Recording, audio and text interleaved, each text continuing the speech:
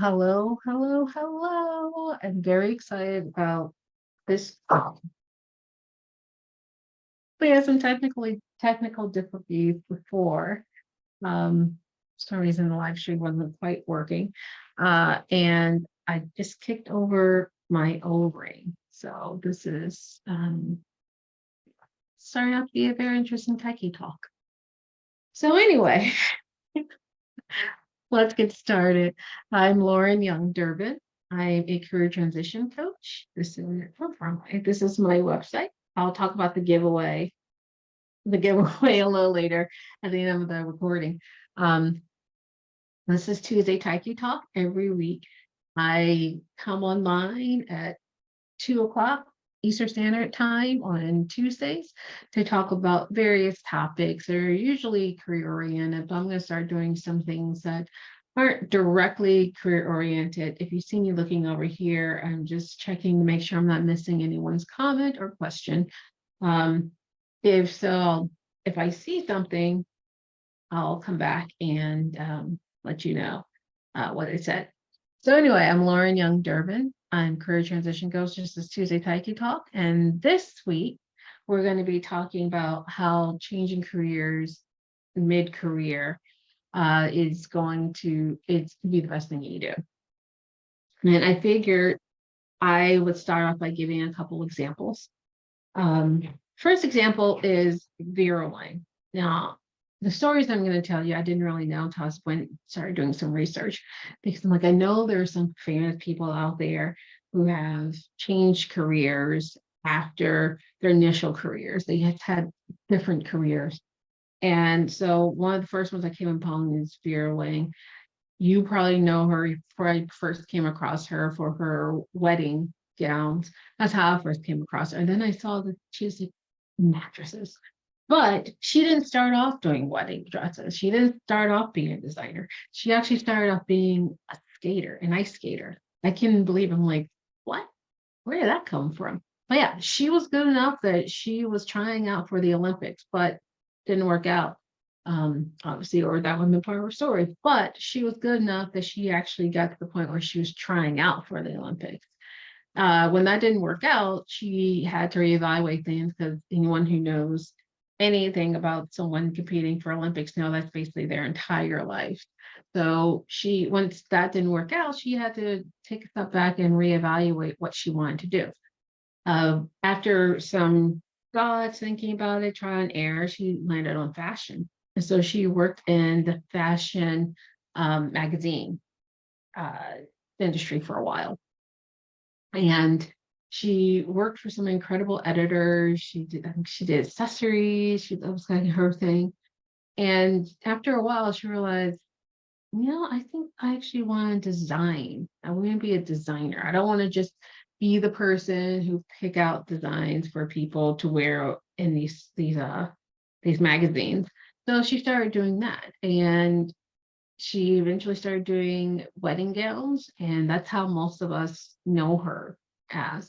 I remember when I was in Philadelphia, a wedding gown, mostly because I didn't really know any other fashion wedding dresses, fashion designers. So it made sense. I was like, that was the epitome of fancy, Vera Wang gown. Now she's branded. She's spread her brand. She's doing a whole bunch of other stuff. She, like I mentioned before, she has mattresses. Like, I think there was a perfume.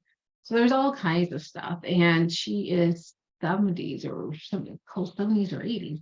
I think she's close to 80. She looks phenomenal. But she's still out there in the world talking about fashion. I think she's still designing, but probably should have done before. But anyway, so she is a really good example of someone who had to pivot from ice skating to fashion magazines. That's a complete career change. This something totally different. She may have been involved in designing her skate outfits. I don't know. I didn't see it. I didn't see it anywhere when I did my research. But it was a pivot from doing fashion magazines to doing the actual designing. And as I mentioned in an earlier TikTok, the difference between a career change and a career pivot is that a career change is exactly as it sounds. You're completely changing careers. You're doing something totally different. You're bringing along your transferable skills, but you're doing something totally different. So a career pivot is like, oh, okay, I'm going to do an actual example, a physical example. So, okay, I'm Vera Wang, the first person. And so here I am doing fashion magazines. A pivot is kind of a term like this. And so over here, I decided to do designing myself. And that's a pivot, not necessarily a full, complete career change, because she stayed within the fashion industry. She just became more directly involved. So now she's the one being featured in magazines rather than being the person doing magazine work. So that's a career pivot where she did a career change and then a pivot, which is often what a lot of people do. And it's kind of a trial and error thing because you might figure out, I'm going to change. And then you change and you're like, I like this industry, but I want to narrow it down. I'll give you another example of that later. A second example, excuse me, oh, this is a mug for one of my clients. This high school stuff is one of my favorites. The second example I want to tell you about is Julia Childs. Murder, Julia Childs. Really horrible at doing accents. That was a really bad Julia Childs. Julia Childs. Anyway, I'll stop trying to do Julia Child's accent or any other accent. I'm horrible at it. But anyway, so Julia worked during World War II. She worked in the OSI. I think I got those letters right. Basically, it was like spy stuff before the CIA. So that's what she did. Her husband worked in the embassy, French embassy, and they so she was traveling around doing that kind of stuff. I think actually they both worked for OSI. And my dog's just entering the room. But so when they were stationed in Paris, she was bored. The war was over. There wasn't a lot for her to do. So she's like, I don't know how to cook. Like she was a horrible cook, horrible cook before she started taking cooking lessons. And so she started taking cooking lessons with her friends at Le Cordon Bleu and in Paris. And they got together and they cooked, and she got better. She became actually trained, professionally trained. And her and her friend decided to do the cookbook, The Joy of Cooking, The Joy of Child. Yeah, I said I was going to stop. I didn't, whatever. And so they made this book. It was a huge hit. They made, I think there's another, it was like part one and part two. There might be a part three, but I have part one and part two personally. And then that expanded into doing TV shows that you can still see on TV. I think they're usually on PBS. Some streaming services that ran across them. There is Julie and Julia, or Julia and Julie, one or the other. So,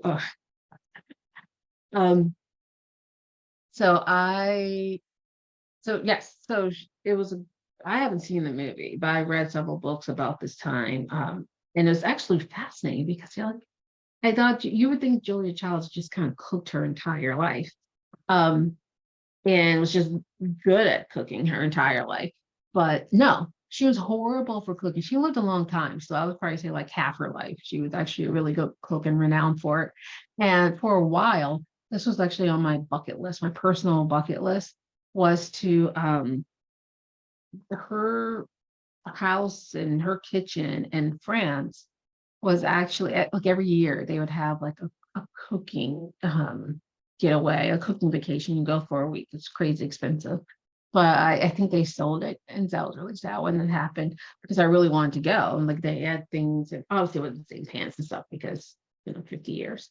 But they have all the things that she had. You learned how to do French cooking. It was very fancy. Also didn't get to go to that. Also didn't give you a wedding dress, but whatever. So those are two examples of people, of women who made changes later. Then they took other changes too, with Vera, she did a career change, then a pivot with and then expanded a career expansion. I should probably write more about that.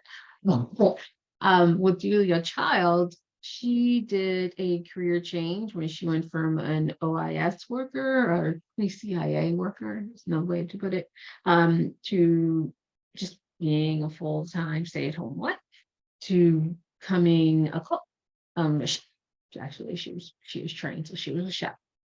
And so it was really amazing to kind of see two people who you kind of associate with the same thing. I keep moving because I want to make sure you see the giveaway thing.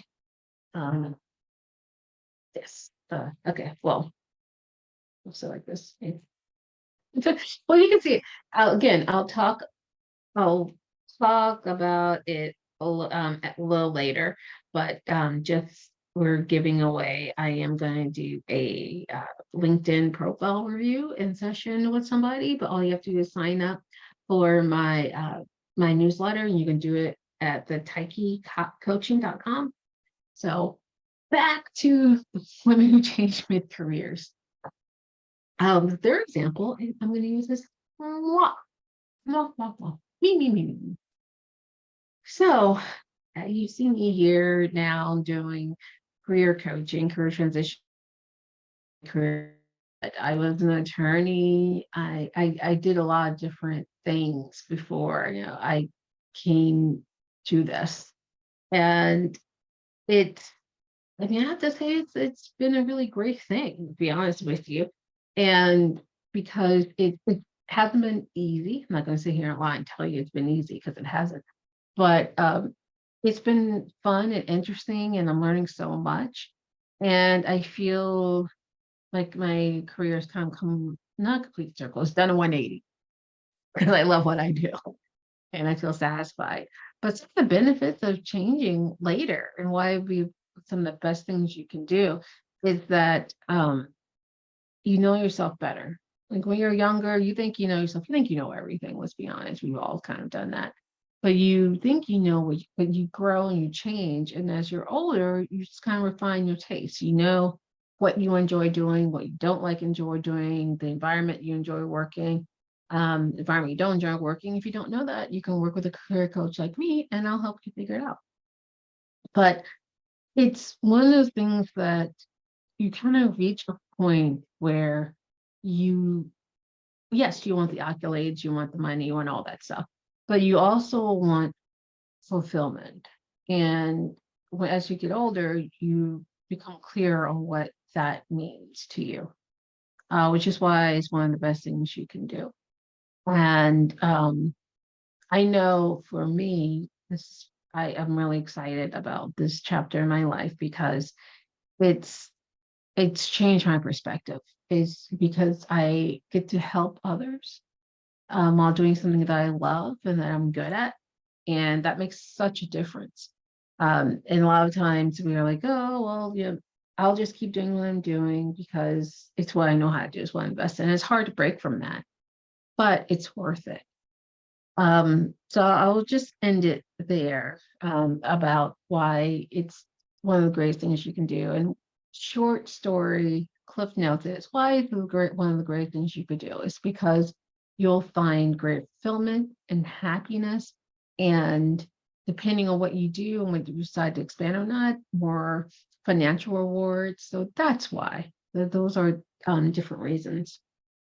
So I'm really excited. I'm working. One of the things I want to mention before I go is I'm working on an online course, and it's going to be talking about building career confidence and how to promote that, how to come up with a new career narrative or story, and how to promote that, particularly on LinkedIn. And I'm going to show you how to effectively use LinkedIn to expand your network, to look for jobs.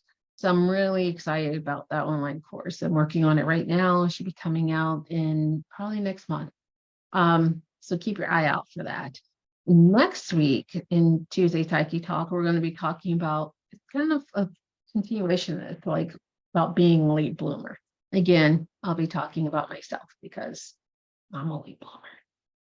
So finally, I'm going to go again to talk about, one day I'm going to the Taiki anniversary giveaway. Technically, my Taiki's birthday was on Friday, April 14th. Happy birthday, Taiki. But for this giveaway, all you have to do is sign up for my newsletter, my weekly newsletter, where I give tips and tell you about new things I found or whatever. Um, Sign up at taikicoaching.com. You just go to free resources. You can sign up there, and we put in a raffles only for people who are signing up during this giveaway time. It'll be the winner will be picked randomly, and we'll also what will happen is I'll let you know, hey, you won. Hey, Sally Mae, whatever, not Sally Mae. Uh, hey, you won the award. We'll schedule a time to get together. I'll review. I'll look over your LinkedIn. I'll review with you how to optimize it and how to optimize your LinkedIn experience. It'll be a 1 hour review session. So I'm super excited about it. One, because I'm excited Taiki has an anniversary. And two, because I love helping people with LinkedIn and helping them the clarity of getting their career narrative they want to have out there. So I'm really excited about that. And I hope you guys sign up at taikicoaching.com. And I'll see you next week where we'll be talking about being late bloomers, late bloomers. All right. See you later. Bye.